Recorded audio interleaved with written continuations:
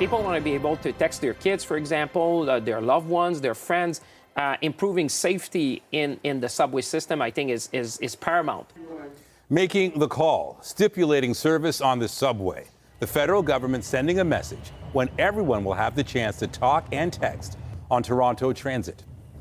Good evening. The controversy over cellular connectivity has been growing for months. The situation underground rising to the surface. Tonight, the intervention from Ottawa. No matter your provider, coverage is coming. CTV's Natalie Johnson is live with our top story. Natalie.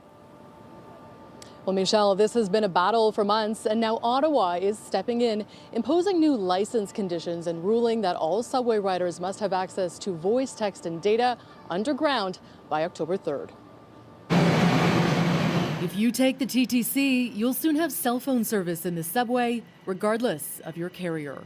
Better late than never, right? It's a good thing because people are going to be connected whenever they're traveling. Especially because when you're checking the Twitter and seeing updates on TTC, since we're always having delays, it's very useful. For the past 3 weeks, Rogers cell phone users got a taste of signal in the system. Now Ottawa is ordering the telecom giant, which acquired the contract in April, to allow the other carriers access to the network, mandating cellular connectivity for all passengers by October 3rd. For many TTC users, getting on the subway is like riding in perpetual airplane mode. What I'm here today to tell you that those days are over. Time is up. The industry minister making clear the deadlines today. 3 weeks to make the service available to all cell phone users, 100 days for the carriers to come to commercial agreements governing rules and rates. All the transit riders are going to have a sigh of relief and said, finally, it's happening. In April, Rogers bought the Canadian operations of BAI Communications, the owner of the rights to provide wireless service on the subway.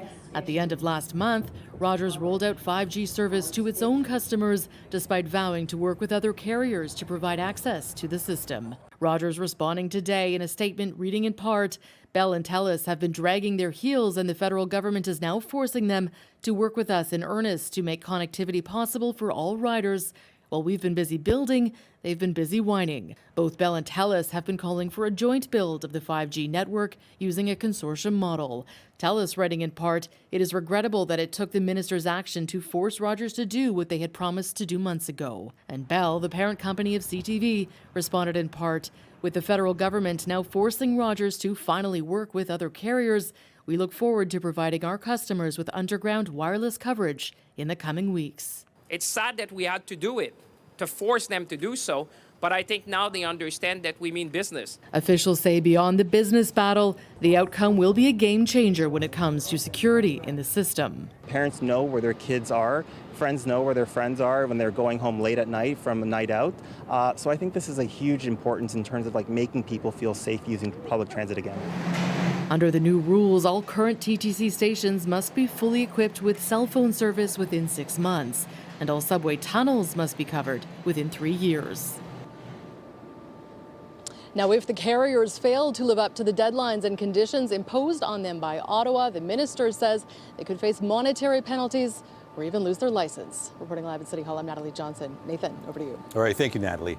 And you can read more from the telecom companies and get a complete timeline of the process on our website. Visit ctvnewstoronto.ca and download the CTV News app. Ask anyone why reliable cell service is important, and one of the most common answers will be safety. There have been no shortage of very public acts of violence and aggression on the transit system. CTV's Beth McDonnell is live with more. Beth. Nathan, the TTC says the safety of its employees and customers is their top priority. Still, every month, hundreds of calls are made related to safety, with one disturbing incident appearing to have taken place just days ago, filmed and posted to social media. Look at everybody's faces. Do you see one person laughing? Everybody's upset, except for this. This is a small portion of the 30-minute tirade Toronto police are now investigating. The transit union says the female driver is on the phone waiting for help with transit control. The bus stopped while the aggressive language continues. I'm a taxpayer with a Presto card that paid the fare, and she won't let me on at the red light.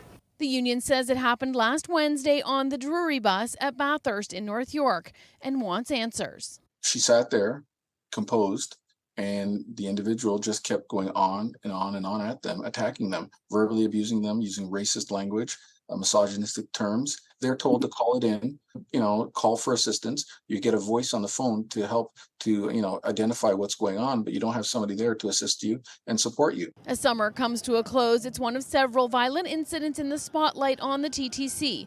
Police are looking for a suspect they say on August 31st had a knife at Spadina Station. And when officers tried to arrest him, he struck one of them in the head with a backpack and took off.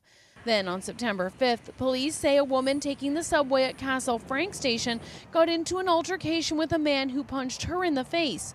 When another man on the train tried to help, he too was punched. The suspect this time later arrested. Lifted his fist and popped me in the forehead so hard that my head banged into the glass. In October, Maggie Hayes says a man got out of his seat on the subway and punched her. She says she was shocked and left with bruises, and it hasn't changed her love for the subway. However, I would say let's spend more resources on mental health. According to the latest city data, this year the number of calls for service related to safety has ranged between 700 and 900 calls per month, with 846 calls in July. The rate of offenses against employees is down from January, in July at nearly 8 per 100 employees. The data also shows how rare incidents can be. In July, the rate of offenses against customers was 1.5 compared to 1 million boardings.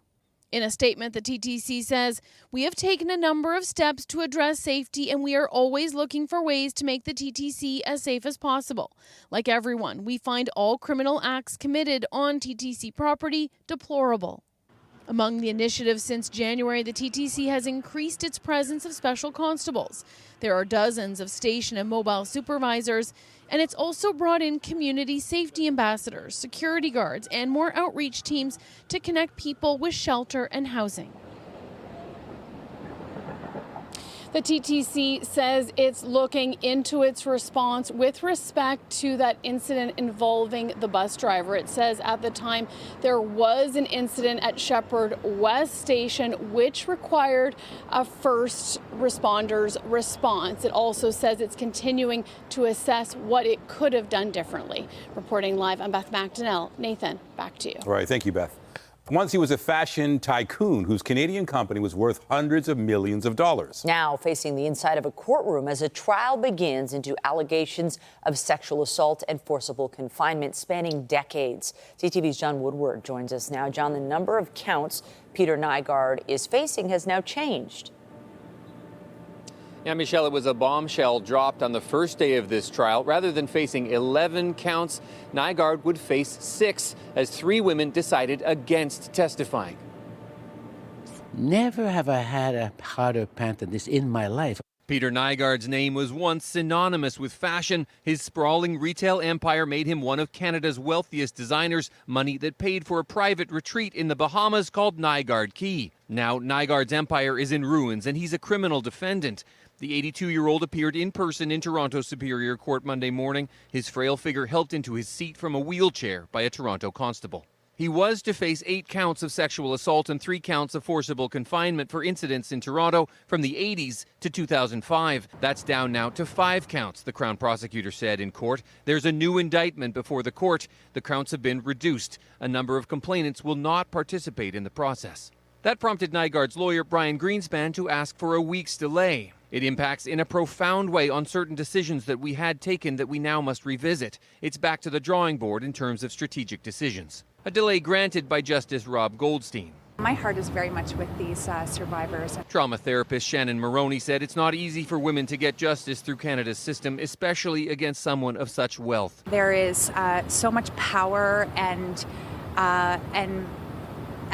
money and influence that he had. We can just imagine how difficult it would be for somebody, let's say a young woman or a girl on her own, to come forward to police. Nygard has denied the charges. Toronto's trial is just his first. He's the subject of similar charges in Quebec, Manitoba, and the United States, and civil lawsuits that make other allegations about what happened on that now shuttered Bahamas resort. There are still 5 women still slated to testify in the upcoming trial, with jury selection expected to begin next week. Reporting live from Toronto Superior Court, I'm John Woodward. Michelle, back to you. Thank you, John. Let's have a look outside. A good dose of sunshine today. Not bad in the temperature department as well. This hour you can see not too much in the way of cloud, but get ready for more cloud cover to push in, bringing in showers for tomorrow. Our Lindsay Morrison is here with a look at the current conditions. Lindsay, kind of calm before a bit of stormy weather, but it's looking like it'll be short-lived. Much of the week should be sunny and dry. Yeah, it should be sunny and for the most part seasonal too, Michelle. A little bit of a cool down midweek, and we're going to talk about that coming up. We have had a couple of sprinkles of rain around Uxbridge today. There's a light shower impacting the Ancaster area, but here's what's to come overnight tonight and in our case into tomorrow morning. Environment Canada has rainfall warnings in place for parts of Cottage Country, the Nickel Belt, and northeastern Ontario. That's where the heaviest rain is going to fall. Winds are calm right now. They're coming out of the south. We've had a pleasant day temperature-wise. It's 22 degrees currently, feeling like 26, and a nice evening ahead. But yes, a bit of a change for tomorrow morning. We'll talk about the rain that's in the forecast coming up. For now, Nathan, over to you. All right, thank you, Lindsay. A warning, this next story contains disturbing content. In Windsor, opening statements began today in the trial of a man accused of killing 4 members of a Muslim family. CTV's Nick Paparella reports. In her opening address, federal Crown Attorney Sarah Sheikh wasted little time in highlighting 2 police statements and pointing the finger at the accused, 22-year-old Nathaniel Veltman. She said that after planning it for 3 months on June 6th of 2021, Mr. Veltman got into his truck and went to search for Muslims to kill. She said he found the Afzal family walking along Hyde Park Road in West London. The Crown said Veltman told police because of what they were wearing, he made a U-turn and drove directly at them. In his own words, he was going pedal to the metal. The Crown said after his arrest, Veltman told police, "I killed a bunch of people. I knew what I was doing. I don't regret what I did. I admit that it was terrorism." The Crown said it would show that Veltman is a white nationalist with extreme right-wing views. He blamed Muslims for crimes he thought they were committing. He wanted to send a message. He said, "I want the world to know what I did." Crown Attorney Sheikh said on Veltman's computer there were 2 manifestos and a document they believe was written by Veltman called A White Awakening. In it, the Crown says he states, "We must make life very uncomfortable for these people, so they are driven out of our countries fast." Veltman pled not guilty to 4 counts of first-degree murder and 1 count of attempted murder. 4 members of the Afzal family, Father Salman, Mother Medea, daughter Yumna, and grandmother Talat, all died when they were run over by a pickup truck. The lone survivor, a 9-year-old boy who is now 11, is living with family. For the first time at the trial, relatives of the Afzal family are seated in the body of the courtroom. Every once in a while, you can see that they are visibly upset. The first to testify at the trial was a family member who can't be identified. The Afzals were described as a peace-loving family. Yumna was called a sweet girl whose life was cut short. She was only 15 years old. The Crown submitted this photo as its first exhibit at the trial. Nick Paparella, CTV News. Justin Trudeau is spending another unscheduled night in India after technical issues grounded his plane. A replacement plane is now en route to pick up the Prime Minister and the Canadian delegation. CTV's Annie Bergeron-Oliver has the latest from New Delhi. It's another embarrassment in India for the Canadian government. The last time Prime Minister Justin Trudeau was in India back in 2018, he was ridiculed for his choice of outfit in a trip that's often described as a bit of a disaster. This time, the G20 summit is over, the lockdowns have lifted, the leaders have all left, but Prime Minister Justin Trudeau is still here. The Canadian delegation, which includes the Prime Minister, his staff, and Canadian media traveling with the Prime Minister, were set to depart late Sunday night and return back to Canada. But that didn't happen, and now this delegation is stranded in India. Now, this is because the Canadian Armed Forces, during their pre-flight checks, discovered what's being described as a technical issue with the plane. Now, not too many details have been released about what that technical issue issue is. But sources on background say that a component part needs to be replaced, and that is why this delegation had to stay overnight. Now, we're being told that a replacement Polaris airplane, it's an Airbus, has left Trenton en route to India to pick up the Canadian delegation. And right now they're looking at a potential departure back to Canada scheduled for Tuesday morning. But of course, this situation is fluid. And online, if you see some of the flight trackers that are publicly available, it does say that this airplane left Trenton on Sunday night, very late in the evening, and is currently in London, which is a popular refueling site. Now, this is a very aging fleet, and it's very quickly reaching the end of its lifespan. The federal government has spent about $3.6 billion to purchase new and used planes. We're told that the first of those planes, it's a used plane, an Airbus called a CC-330 Husky, has been delivered to Canada. That happened in August this year. Now, we're told the first of those planes will go into service starting sometime in the fall of 2023. Now, again, the Prime Minister is expected to head back to Canada tomorrow, but there are still a lot of factors that make this a fluid situation. And one thing here that could also make this more complicated is that this week, starting on Tuesday, is the Liberal caucus retreat. So if the Prime Minister is leaving on Tuesday, and this is a journey that takes at least 20 hours, if not more, it does raise questions about whether the Prime Minister will be able to attend his own Liberal caucus retreat, and if so, how much he will be able to make. Annie Bergeron-Oliver, CTV News, New Delhi. It's a race against time in Morocco, where search teams are scouring the rubble of Friday's devastating earthquake. More than 2,800 people were killed. Over 2,500 others were injured in the quake that struck in a mountainous region of the country. CTV's Heather Wright reports. This video shows the violence of Friday's earthquake in Morocco, where the death toll is still rising. Today, rescuers arrived in a remote village high in the Atlas Mountains near the epicenter of the quake, still hoping to find survivors buried beneath the rubble. The destruction is absolute, says Antonio Nogales with United Firefighters Without Borders. All the buildings have collapsed. We will begin our search using dogs and try to find survivors. Inside Brahim at Nazar's home, destruction and devastation. The earthquake happened, he says, and the ceilings fell, collapsing on his 7-year-old son who was sleeping. He was killed in his bed. Complicating rescue efforts is that many of the hardest hit areas are in remote parts of the country. Roads are blocked by debris and there's not enough heavy equipment. The more time that goes by in the next few hours, it stops being a rescue mission. Dr. Anna Banerjee was on the ground in Haiti following the devastating earthquake in 2010. She says even those who survived the initial quake are still at risk. If it's hard to access these communities, then you have something as simple as water, food, supplies, sanitation. Often the sanitation, if there is any, is destroyed. And so that causes a whole bunch of infectious diseases. This earthquake, the strongest to hit Morocco in more than a century. The government has promised to help people rebuild their homes and is working to distribute aid. Dozens of countries, including Canada, have pledged support, but so far the kingdom has only accepted aid from 4 nations, saying it will ask for help in the future if needed. Heather Wright, CTV News, Toronto. Meanwhile, here in the GTA, work is underway to get help to the region. Time is of the essence in the aftermath of this disaster. CTV's John Musselman reports. It's been a busy few days at Global Medic. Staff and volunteers are packing thousands of relief kits at this Etobicoke warehouse.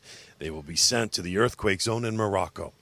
This aid would go in by air as well. It would arrive in Casablanca. We'd pull it up, put it into big trucks, take it up to the forward areas, and then it gets a little tougher. We'll have to put them into pickup trucks and go up into the mountains and hand it out.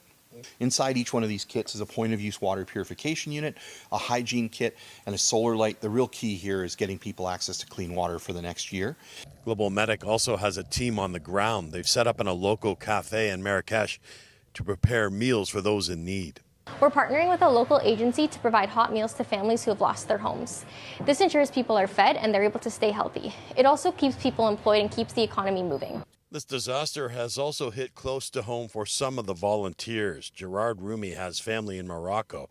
They are safe, but he says the devastation has been difficult to watch.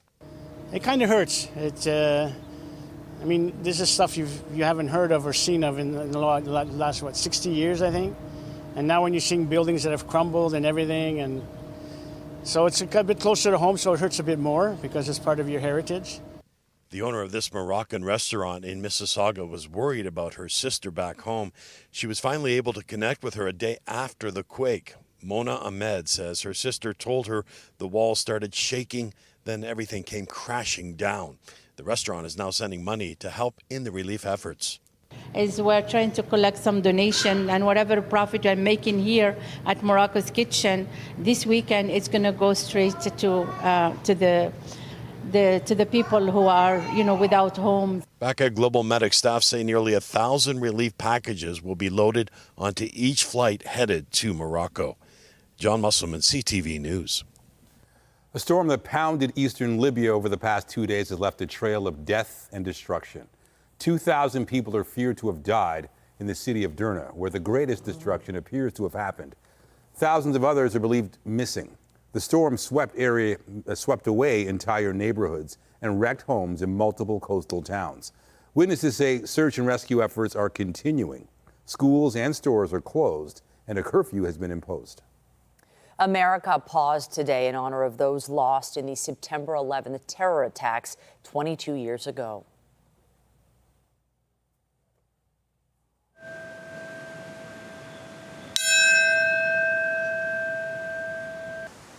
In New York, there were tributes this morning at Ground Zero, where the World Trade Center once stood. The names of the victims were read out at the National September 11th Memorial Plaza.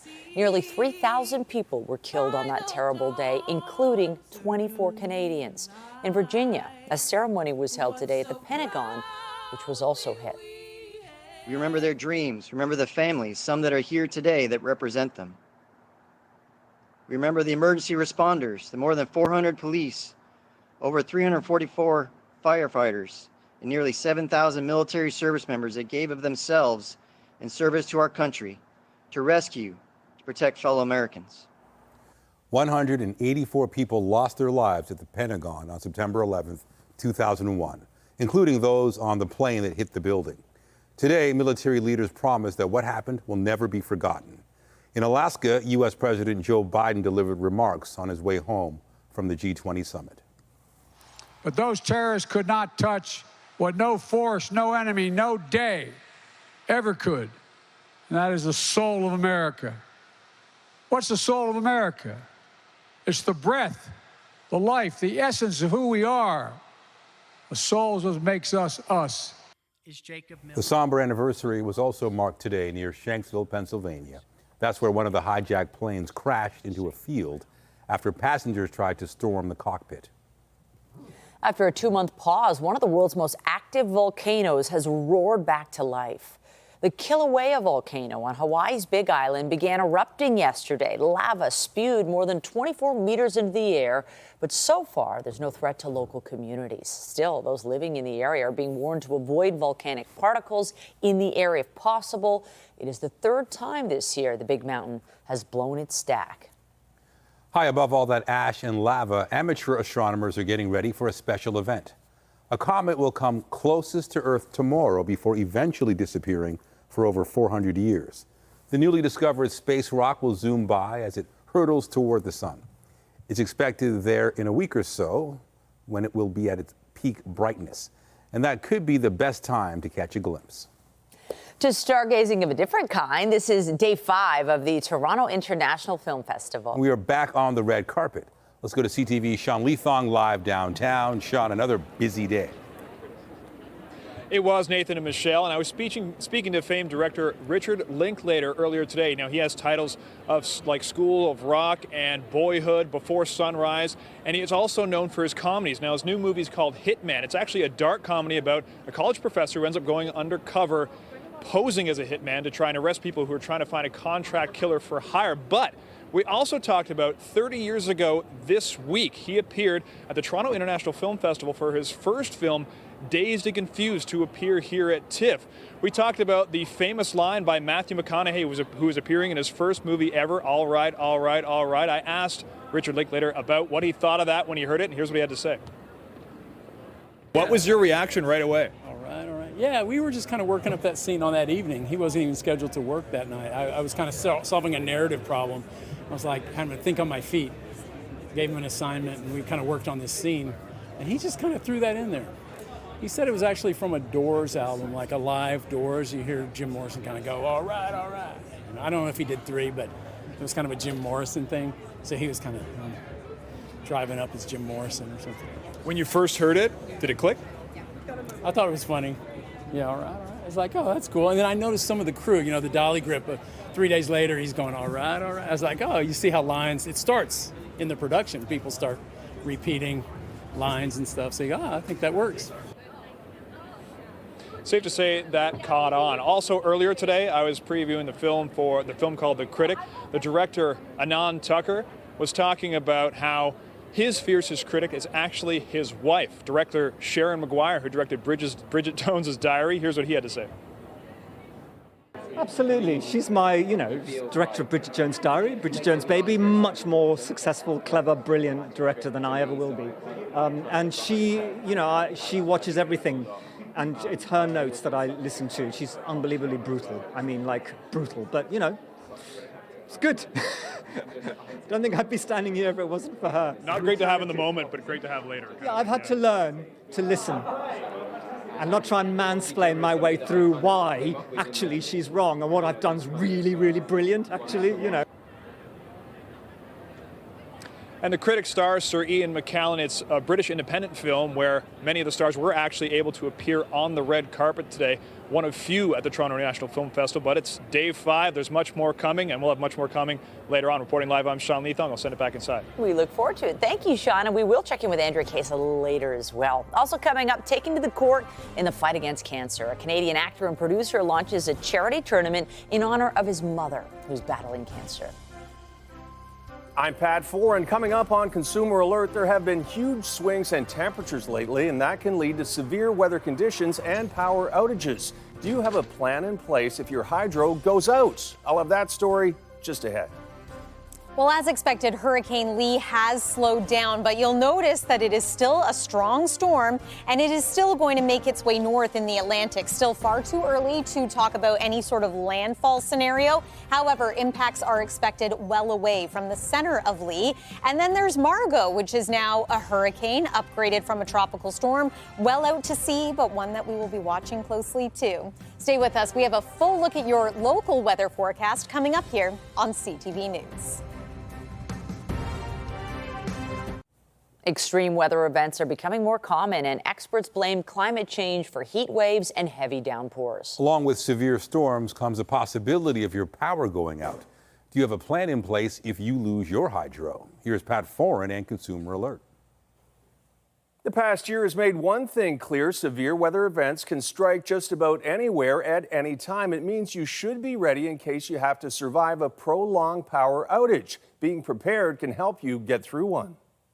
Toronto Hydro has had to deal with several power outages over the past year. In some cases, heavy rain and strong winds knocked out power for a few hours, but in other cases, it was out for days.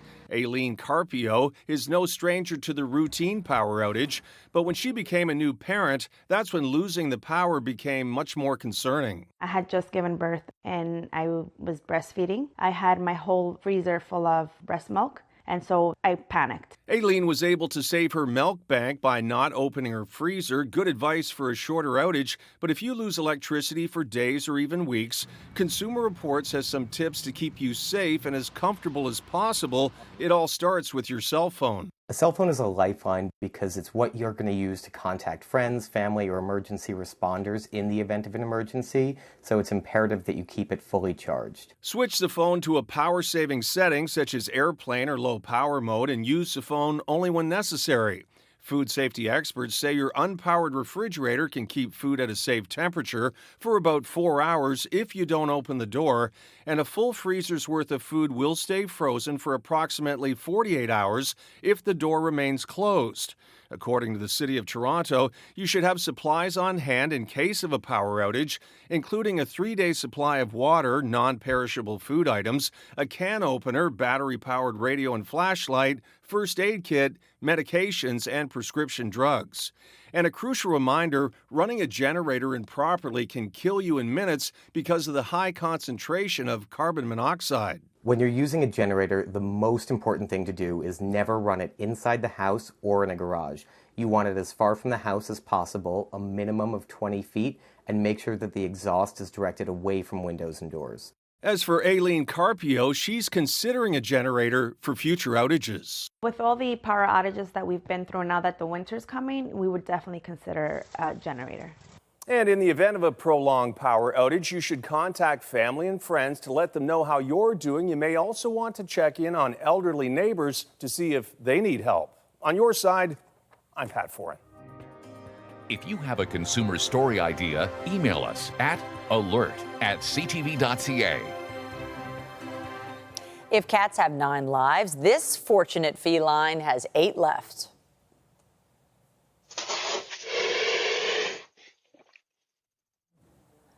Watch as a cat steps up to protect its home in Pennsylvania when a wandering bear appeared. This confrontation was caught on a doorbell cam. The homeowner says bears are common in their area, but meetings like this are not. Cats have attitude. They're not afraid. That's like the best cat ever. May we all have that amount of confidence in our day. Yeah. That'd be nice. I'd be running. Today might have been the best day of the week weather-wise because things are going to change. Yeah, you know, it was warm. We had a mix of sun and clouds, so I think that's 2 check marks in the win column. Tomorrow, we're not going to be quite as warm, and we have some wet weather coming. Here's the thing, though. We haven't had a lot of rain in September. I know it was pretty unsettled at times over the summer, but we're due for a little bit of precipitation. And really, it's just one day for this work and school week. After that, we're in for a bit of a run of sun. Weather is brought to you by Train, the most reliable heating and cooling brand. It's hard to stop a train. Environment Canada issuing rainfall warnings for areas like Parry Sound, Huntsville, over toward Algonquin Park, with 50 millimeters of rain going to be a possibility starting tonight and continuing into the day tomorrow. We don't have to expect anything like that here in the city of Toronto. We will see less than that. Generally, it's going to be a fast-moving system for us. You can see the bulk of the rain now starting to move out of Michigan over Lake Huron and impacting some shoreline communities. For us here locally, this will be more of an event into tomorrow morning as opposed to overnight tonight. But again, a few showers could creep in. So now's the time, once you're finished this evening, to bring those patio cushions indoors for another day tomorrow. And then we're not looking at an all-day rain tomorrow by any means. So here's about 3 o'clock in the morning. You can see the wet weather approaching. By around 6, 7 a.m., we're dealing with it. By noon, the majority of the rain has moved on out, and we're still going to have cloudy skies, risk of a thunderstorm in the morning and the afternoon. But generally speaking, we're going to start to clear as we head into Tuesday, late afternoon and early evening. Further clearing is in the forecast for your Wednesday. In fact, that's looking like a decently sunny day with even more sunshine in store for Thursday, Friday.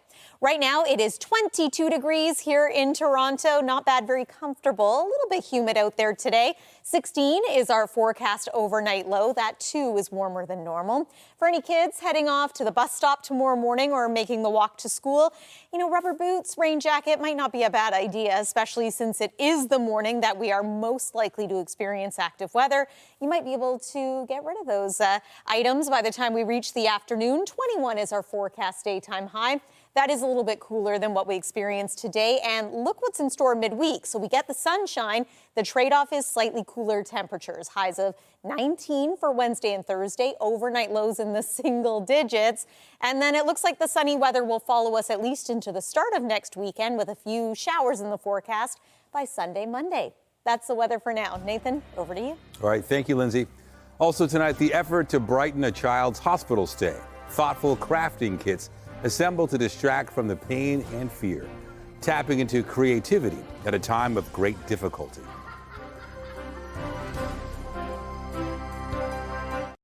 It's an effort to bring a smile to young hospital patients. Crafting for a cure and so much more. CTV's health reporter Pauline Chan explains. This room at Vaughn's Venue event space was a hive of activity. Today is the kickoff, I would say, for the holiday season. We have to start a lot earlier, where we assemble craft kits and give them to a hospital.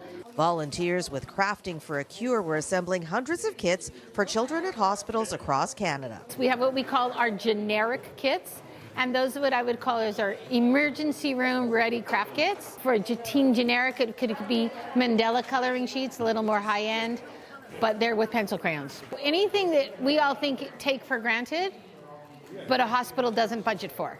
Pamela Belak says this is crunch time for hospitals. By December, holiday goodwill means donations soar. But right now, the hospitals are already starting to fill again. It's back to school and cold season has started and flu season started. Today, a dozen volunteers from the Cheesecake Factory are among those who've come in. We got the string for the outside, the weaving for the inside. There's a bunch of rhinestones and beads and feathers that Sherry has back here. We have all kinds of little ribbons that are going to hang out from it, and this is my tailoring measuring tape. Michael Jason's table is putting together Dreamcatcher kits created in consultation with First Nations elders.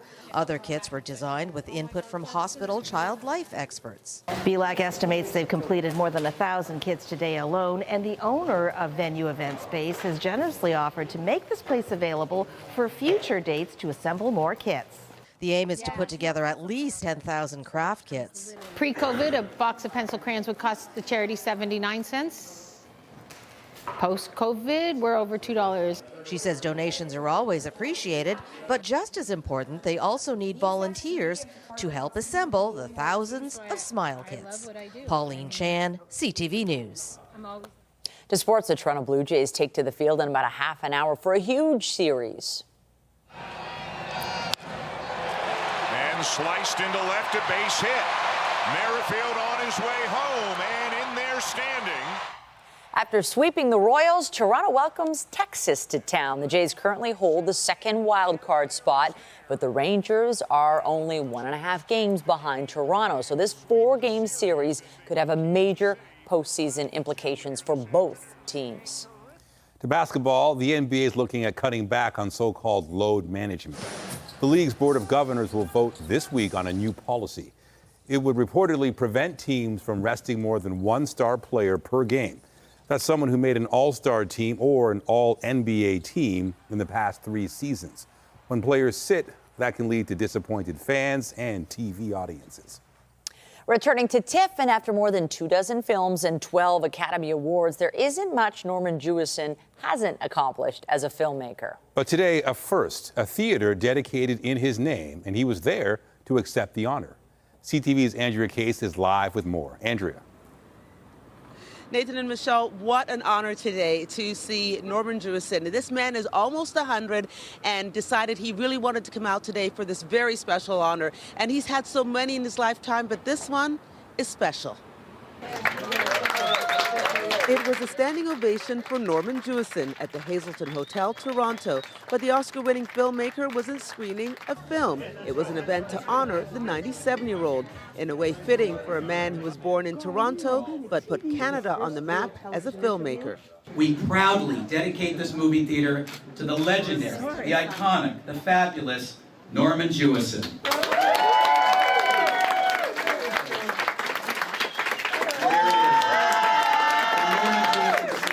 Well, I'm glad you came, because this is a historic moment. You know, I'm here and 97 years old, and I'm so grateful to have a screening room named in my honor. The 35-seat theater on the lower level of Canada's first 5-star independent luxury boutique hotel uses the latest digital cinema projection technology. The plush, oversized seats and gathering area are available for private functions. The idea of naming the theater after Jewison was the brainchild of documentarian Barry Average. I've always said that, we need to do more about celebrating Canadians while they're still here, and there's plenty of corporations to name, buildings and moguls and philanthropists, and that's all great. But what about our Canadian legends? And let's honor someone during their life, not after their life. So I approached the Hazelton Hotel with this idea of calling this beautiful theater the Norman Jewison Cinema, and they said, absolutely, let's do it. And again, to have Norman here, perfect, a Hollywood ending. 35 years ago, Jewison started the Canadian Film Centre to nurture the career of budding Canadian filmmakers. Today, Maxine Bailey is its executive director. Norman is the founder of the Canadian Film Centre, which he founded 35 years ago, and I have the pleasure and honour of kind of running the ship that he actually founded. And he's amazing. He is just an amazing human, very smart, very generous, and he saw a need for us to train Canadians so that they could get on the international market, and we're just trying to continue the work that Norman started. From Canada to England with love, I'm standing outside of Burberry's here on Bloor Street. The British Consul General is here tonight. England has 24 productions and co-productions in TIFF, more than ever before. But tonight we're going to see Ethan Hawke. He's here with his daughter Maya. She stars in this film called Wildcats. It also stars the lovely Laura Linney. I'll have highlights of the day for you at 11:30. Reporting for CTV News on Bloor Street, I'm Andrea Case. Stars Tonight is brought to you by Lastman's Bad Boy. Who's better? Nobody. On the next CP24 Breakfast, celebrity chef David Rocco joins us sharing Italian-inspired dishes for Film Fest fans. That's on the next CP24 Breakfast, up first at 5:30. Instead of having a few people with top service, we want to make sure that everyone has some level of services. Updating our top stories, the federal government is mandating all wireless carriers in Canada offer cell service on the TTC by October 3rd. The mandate is a result of license amendments, with Ottawa saying carriers who do not comply could face serious consequences. These are often very difficult cases to defend against because it's he said, she said. The number of charges against Peter Nygard have been reduced from 11 down to 6. The fashion mogul was originally facing 8 counts of sexual assault and 3 charges of forcible confinement in connection with a case in Toronto. Now he faces 5 sexual assault charges and 1 count of forcible confinement after it was revealed 3 complainants would not be testifying against him. In this case, the Crown has other evidence to prove planning and deliberation, which is the connection to various right-wing groups. In their opening argument, Crown prosecutors say Nathaniel Veltman, who's facing murder charges in the deaths of the Afzaal family in London, was motivated by white nationalist beliefs. The 4 members of the family were struck and killed while out for a walk in June of 2021. On the markets, the Canadian dollar is up about 1/3 of a cent to 73.64 US. American benchmark oil losing 22 cents, closing at 87.29 a barrel. And the TSX Composite Index gained 108 points, ending the day at 20,182. Just ahead, full court press in the fight against cancer. A son taps into his mother's love of basketball to launch a tournament with a lot of heart. Tonight, we take a deep dive into the world of deep fakes. You need to think of video as almost as easy to fake as an email. The new push for Canadians to keep an eye on AI-generated videos. That story and more later on CTV National News. The battle against cancer is being fought on a basketball court. It's the first year for the event, raising awareness and money for research and support. CTV's Raheem Ladani has the story. The basketball court can be a battleground, but it's nothing compared to the battle Nene Kabongo is going through in her fight against cancer. I was diagnosed with breast cancer, and then when they found out, it was already spread to the liver, and then I went through chemotherapy, and then after like 6-7 months, they realized that the cancer went to the brain. Miss Kabongo is still undergoing chemotherapy. Feeling the need to do more, her son Emmanuel is putting on the first ever Battleground, Uniting for a Cancer-Free Tomorrow, a charity basketball tournament at Toronto Metropolitan University. A lot of the issues she's been having, it's a battleground. And so I find that playing basketball, she's a huge basketball fan, and she's the reason why I even got into basketball and film. And that's why I named it Battleground, after my mom, because she's a warrior. The funds raised from this event will be directed towards the Princess Margaret Cancer Foundation, which is where Emmanuel's mother, Nene, is receiving treatment. We are going to continue to support the hospital who's helping us with this procedure because Princess Margaret really have a good staff that really taking care of me. Miss Kabongo and Emmanuel are not in this battle alone, though. Their story deeply resonating with others. Because in Africa, I believe everywhere, like the mom is untouchable. You have to respect your mother. And I lost my mom 7 years ago. So when he told me about what happened to his mom and everything, it really hit me in my heart. It's a sense of unity that transcends beyond the court. For every basket that you get in, that's a sign that we're still fighting. We're fighting against this disease. Have faith that keep me strong. Strength for a battle they plan on winning. Raheem Ladani, CTV News. We wish her the best. Well, look at this gorgeous sunset, but we are losing daylight fast as we get into September. Yeah, that's the trade-off here, eh? The day is getting a little bit shorter. Sunset time tonight is 7:36, so get out and enjoy this evening if you can, especially since we do have wet weather on the way for tomorrow. One more look at the satellite and radar. You can see the showers approaching from the west. The majority of the wet weather will happen north of the city. But for any kids off to school tomorrow, a reminder that the morning could be a little unsettled. Afternoon is going to be drier. We do have the risk of a thunderstorm. Then we're dry Wednesday through to the first half of the weekend, but cooler. So that's the trade-off. Lots of sunshine, though. Nathan and Michelle. Thank you so much, Lindsay. And that's it for us. But be sure to join us after Monday Night Football for our next local newscast with Zarat Alman. In the meantime, our coverage continues anytime on CP24 and online at ctvnewstoronto.ca. For Lindsay Morrison and all of us here at CTV News, thank you for watching and have a great night.